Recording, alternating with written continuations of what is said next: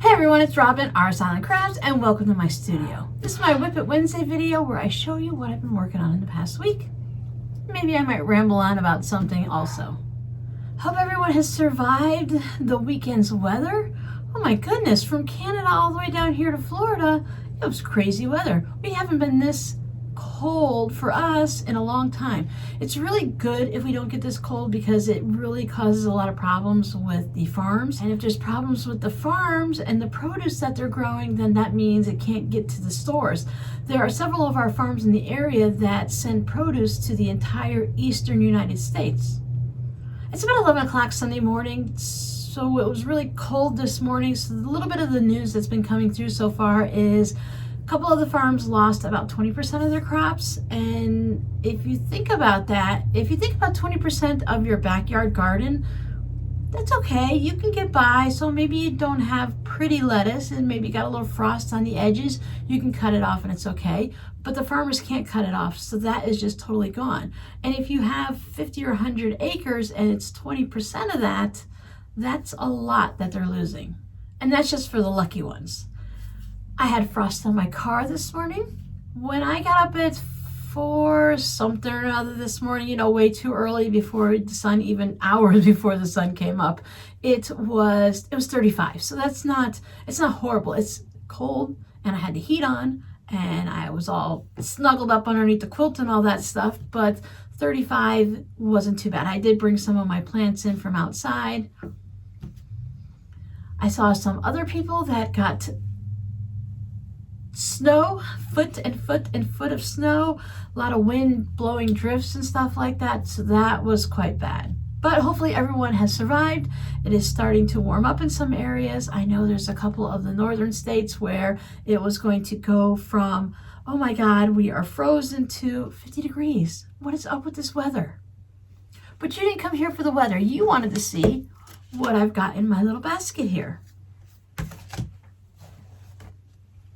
So in my basket of goodies, I have the little Valentine's Day hanging basket. When I made this, last minute I decided to put the snap in because otherwise, if you hung it from somewhere, it'd be like this, so that's not really nice. But I didn't think anything about it until a few of you mentioned that this is perfect for a trash can in the car. So without the snap and one handle, it'd be perfect to just toss things in and then, you know, empty out your car. I actually have a little handmade drawstring bag that I made that has like pedals almost that you can fold over. And I have that inside the console because my car has this little cubby. So here's my gear shift. It's got this cubby that you have to like go underneath the radio and stuff for. I'm really not sure what it's for except to collect dust, dirt, and junk. So I put that little drawstring bag, basket, whatever in there to collect mostly mint candy wrappers. I like to keep the wintergreen lifesavers in the car, and then you peel off the wrapper and I just put it in there, or maybe a tissue or something. I don't normally like eat food or drinks in my car. I might have a bottle of water while traveling and then some candies, but since I don't drive back and forth to work, I'm not taking the kids anywhere. I don't have the back of my car. I have a Dodge Journey, so I have the front bucket seats, I have a bench seat, and then there's a third seat in the back, but I keep it laid down so that I can put groceries and stuff back there. That gets a little bit dirty because of going to Lowe's to get things, but the middle seat is, nobody ever sits there, so it's perfect. But I think a little trash bag like this would be just so cute hanging in a car. You can make a few of them for each row if you have like a minivan or something. I think that would be a great use of the orphan blocks. This is listed in my Etsy shop, so if anyone's interested in this one specifically, you can find it there. This week's project with my patrons, we worked on these cute little gnome mug rugs. This is a pattern that is from the Sulky website. They do things like the fusibles and stuff like that. I don't know if they're specifically heat and bond, but they have different fusibles and stuff. So I made these. You'll find these guys in my Etsy shop also. They were pretty fun to make. I did learn a couple things from it about using white fabric and having background showing through, which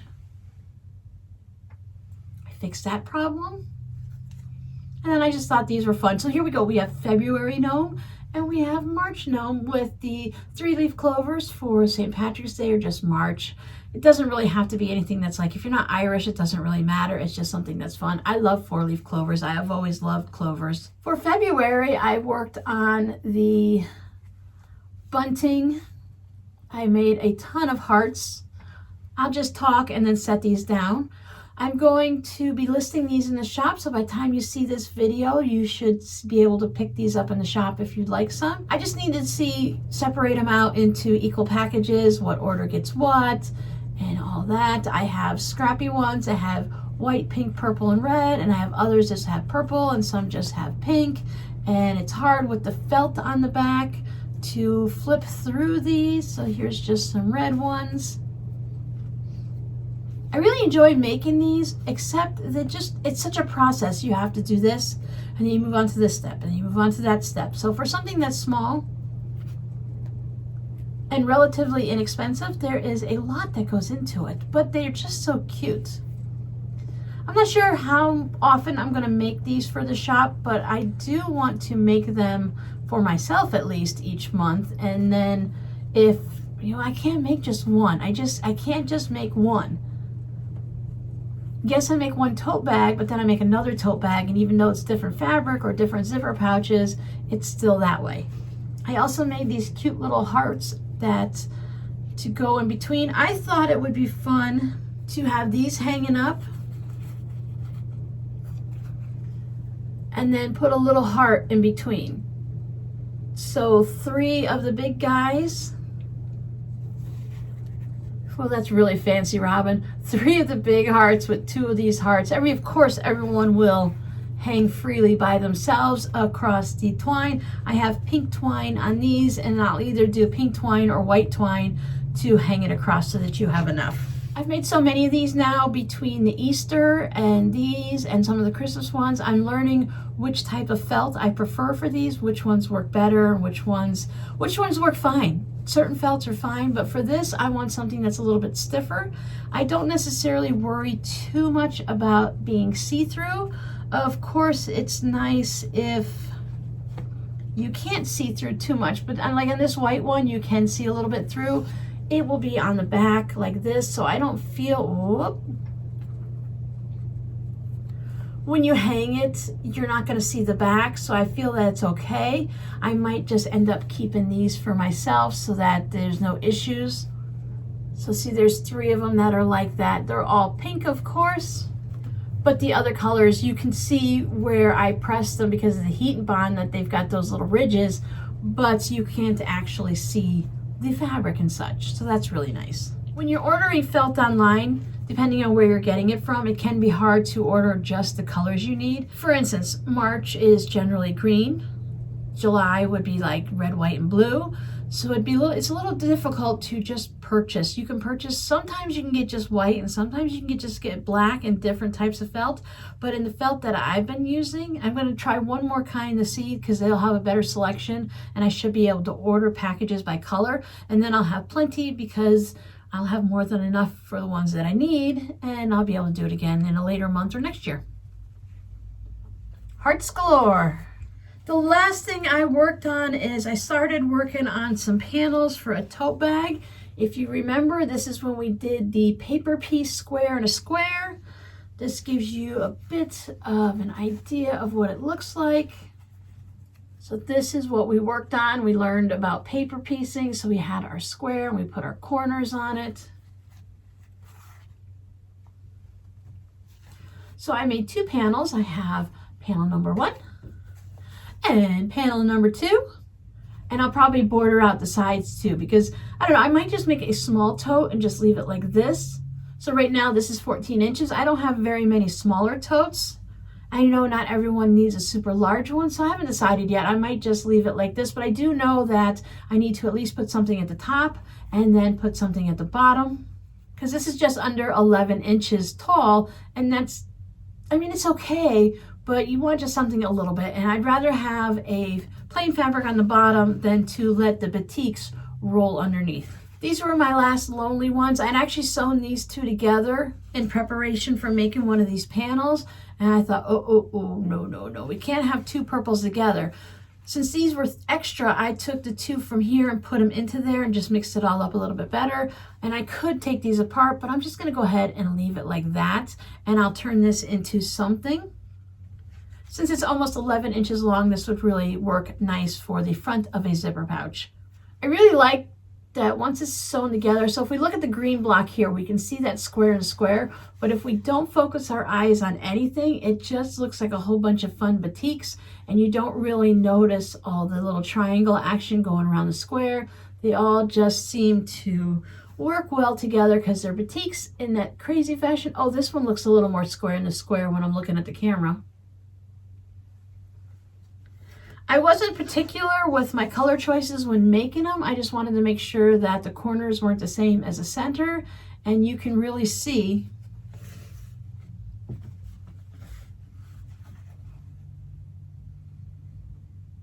how it can change each one up by fabric placement. So fabric choice is a big deal. If I wanted these to specifically scream a square and a square, you can see it, but I think it's fine. It's just gonna say, ooh, a lot of jewel tone batiks, and that's really fun. So that's a quick one for you this week. I don't have much to actually ramble on about. Weather was my big thing. That's about all I have. This week's quilt block for the live stream is going to be the churn dash. I'm gonna start working on that later on today. Every day, somewhere between 10:30 and noon, every day, usually around the 11:30 time, it's 11:10. I hear an ambulance go by. It's just something that's really weird that an ambulance comes by at the same time every day, in that same half hour really time frame, and it's just strange. I don't know what's going on. There's a lot of people that live out there that way now, but prior to January, I didn't hear any ambulances. Whether it was because for some reason they weren't using their sirens and now they are. We've always heard lots of traffic and sirens go by and stuff, and the little red trucks that go out for the fire department for like car accidents, and they try to get there before the ambulances, so everyone's coming in different directions so nobody gets stuck in any type of traffic situation. So we'll hear them go by, and as I've shown you, it is a pretty main street.